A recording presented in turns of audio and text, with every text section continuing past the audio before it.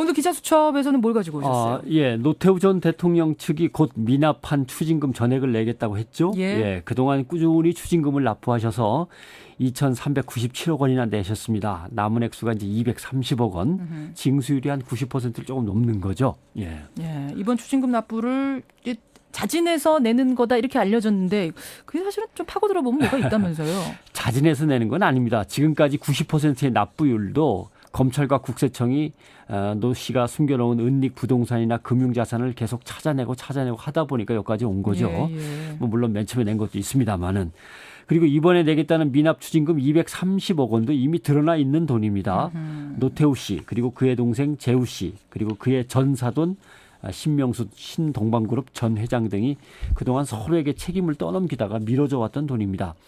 2001년 대법원 판결 내용부터 종합해 보면 노태우 씨는 1990년 신 전 회장에게 사돈에게 비자금 230억 원을 건네면서 관리 좀 해달라고 했어요. 그 사람은 이걸로 서울 소공동에 있는 서울 센터 빌딩을 사들였습니다.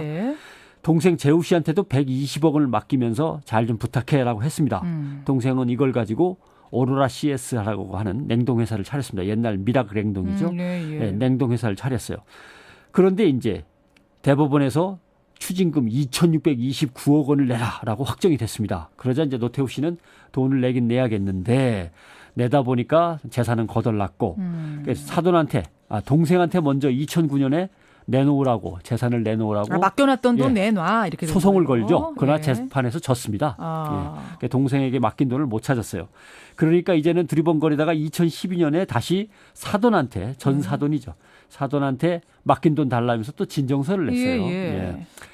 아무튼 그 뒤로 해서 동생 재우 씨는 53억 원을 추징금으로 냈습니다. 그래서 지금 한 70억 원 남았고 신 전 회장은 230억 원 중에 먹고 죽을래도 돈이 없다면서 5억 원만 납부를 했습니다.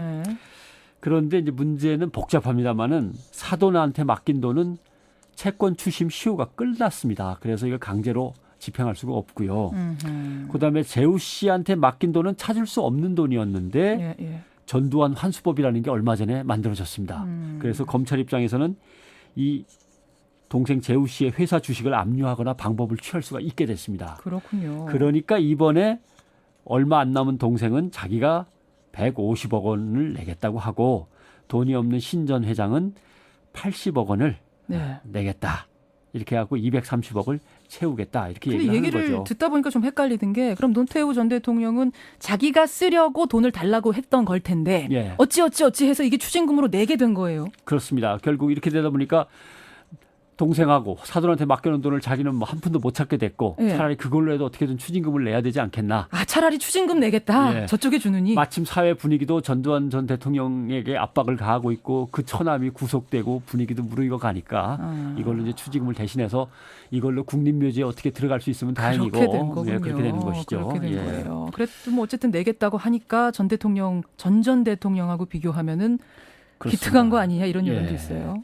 아무튼 이미 공개된 비자금으로 더 이상 감출 수 없는 돈입니다. 거기다가 특별 환수팀까지 검찰이 구성을 해서 전두환 전 대통령 일가를 강하게 압박하고 있지 않습니까? 또 하나의 문제는 검찰이 수사하는데 비자금이 탁 드러난다.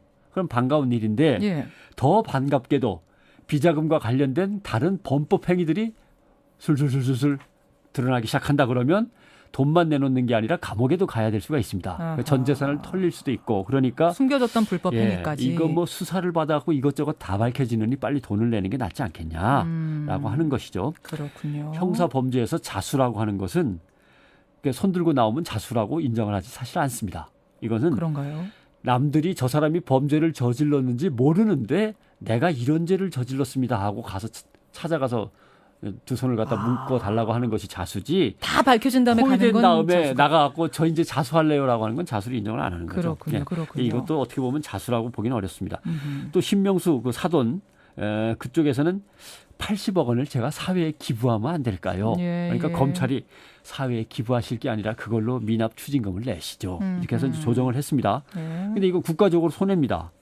범죄의 결과물인 추징받아야 될 돈은 당연히 국가로서 추징받아야 되고 기업인으로서 사회에 공헌하고 싶으면 기부금은 따로 받아야 되고 둘 다 받아야 되는 겁니다. 사실 이거. 근데 아무튼 뭐 추징금을 대신한다니까 그렇게 그냥 넘어가는 걸로 치겠습니다. 자, 그러면 어쨌든 노태우 전 대통령 측은 이번 달 말까지 못 낸 거 다 내겠다. 그래서 모든 추징금 다 내겠다라고 얘기한 이 상황에서 뭐 칭찬들도 하고 이런 상황에서 우리가 짚어봐야 될 포인트들 뭐가 있을까요? 전두환 전 대통령하고 비교하면 그나마 기특하다는 여론이 분명히 있습니다. 있어요.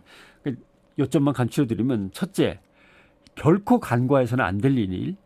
최고 권력자와 그 주변의 실세들이 어떻게 2천억 원, 3천억 원씩 부정축제를 할 수 있을까? 그 엄청난 돈을 지금의 돈의 가치하고는 또 전혀 다른 돈 아닙니까? 그렇죠.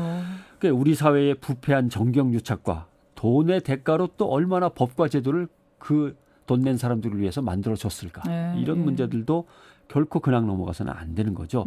그리고 부정축제한 돈을 쉽게 숨겨왔던 허술한 실명제도라든가 재산 등기제도 등등등. 그리고 밝혀내지 못하고 저들이 흥청망청 써버린 돈은 도대체 얼마나 되는 걸까? 이런 것들을 결코 잊어서는 안 됩니다. 그렇죠. 그 많은 돈이 제대로 된 질서 속에서 좋은 곳에 쓰였다면 우리 사회는 얼마나 더 발전했을까? 이것도 생각하셔야 되고. 그러네요. 두 번째, 노태우 씨도 결국 들켜서 내놓는 돈인데 전두환 씨는 왜 이렇게 안 들키는가? 이 문제는 고민을 해야 됩니다. 그러게 말이에요.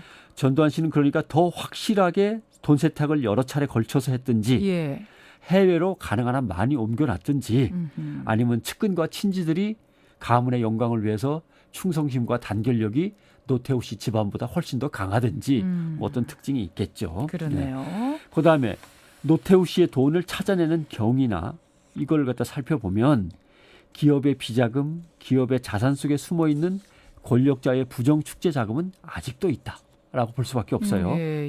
그러니까 기업에 대해서 세무조사를 하다가 툭툭 튀어나오고 그랬거든요. 그러니까 세무조사를 할 때는 강력하게 해야 된다. 기업들이 맨날 아우성치죠. 기업하기도 어려운데 세무조사 들어온다고. 그러나 적법하고 타당성을 갖추고 융통성을 발휘할 수 있는 돈은 용서해 주지만 부정축제 자금을 아직도 감추고 있는 기업에 대해서는 나중에라도 밝혀지면 아주 응징을 해야 된다라는 것 잊지 마셔야 되고요. 그러니까 국내 기업의 차명 계좌라든가 해외 페이퍼 컴퍼니, 스위스의 비밀은행 그리고 도자기나 그림 등의 고가 미술품 이 부정축제자들이 돈을 여기저기 흔히 말하는 꼽을 치는 방법은 많습니다. 특히 그림이나 도자기 같은 경우는 누구 손에서 누구 손으로 옮겨갔는지 이게 추적할 근거가 별로 없거든요. 거기도 많이 있을 거라고 생각되고요.